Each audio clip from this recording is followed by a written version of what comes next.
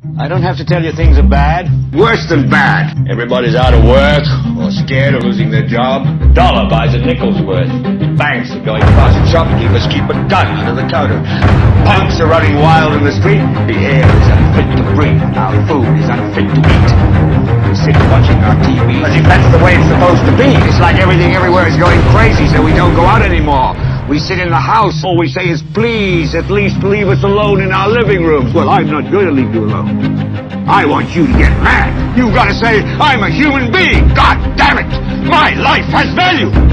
After all that my parents gave me, I can do one thing for them and tell them that I would rather die than be quiet. When all of God's children, black men and white men, Jews and Gentiles, Protestants and Catholics, will be able to join hands. I'm not moving. I'm not moving. I'm as bad as hell.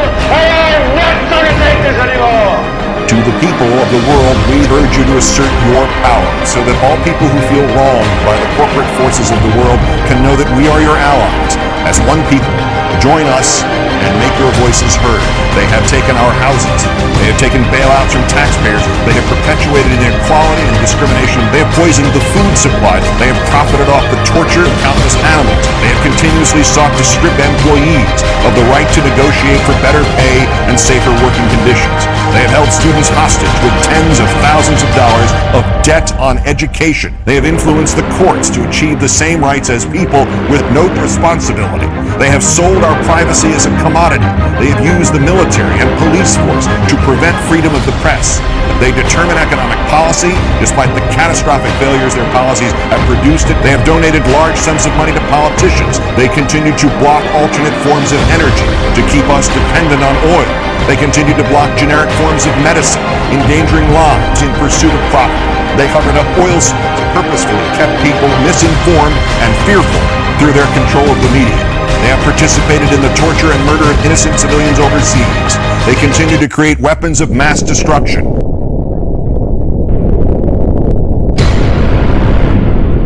Greed has poisoned men's souls. Machinery that gives abundance has left us in want.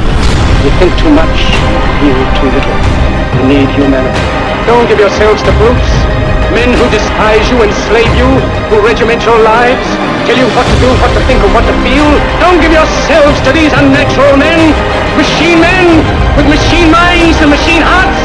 You are not machines. You are not cattle. Don't fight for slavery. Fight for liberty. You, the people, have the power to make this life free and beautiful, to make this life a wonderful adventure. Then in the name of democracy, let us use that power. Let us fight for a new world, a decent world that will give men a chance to work, that will give youth a future and old age a security. Now let us fight to fulfill that promise. Let us fight to free the world, to do away with greed, with hate and intolerance. Let us fight for a world of reason. Let us all unite! You are the resistance. People united will never be defeated. People united will never be defeated. People united will never be defeated. And on the people's might, this forever be repeated. New streets, our streets, it'll never be deleted. No matter how many cops that you send to try and beat it, huh? This is revolution in the making. A ragtag movement set to take over the nation. And it's Occupy Wall Street all day, all week. This world is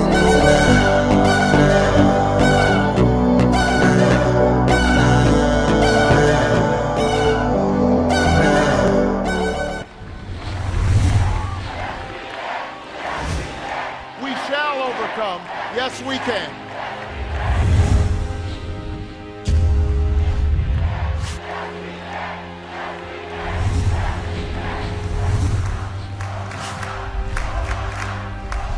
We will end this war in Iraq. We will bring our troops home, promote the cause of peace.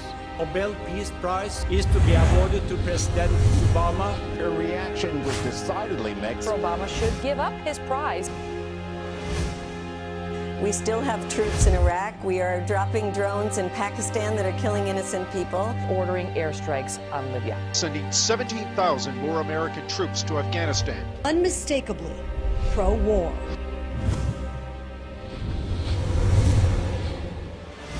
Bring troops home. We should take our marching orders from our Constitution. We should not go to war. Find out who their buddies are that they're taking care of. Keep troops in 135 countries, 900 bases, and think we can do it has forever. received the most money from military donors. All other Republican presidential candidates put together. Congressman Ron Paul of the 14th Congressional District of Texas.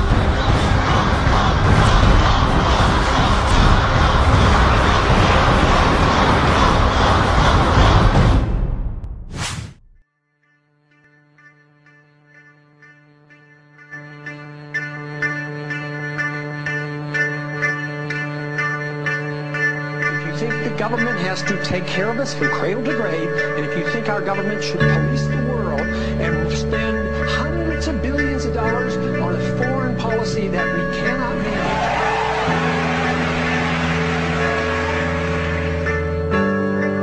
We have to come to our senses about this issue of war and preemption and go back to traditions and our Constitution and defend our liberties and defend our rights, but not to think that we can change the world by force of arms and to start war.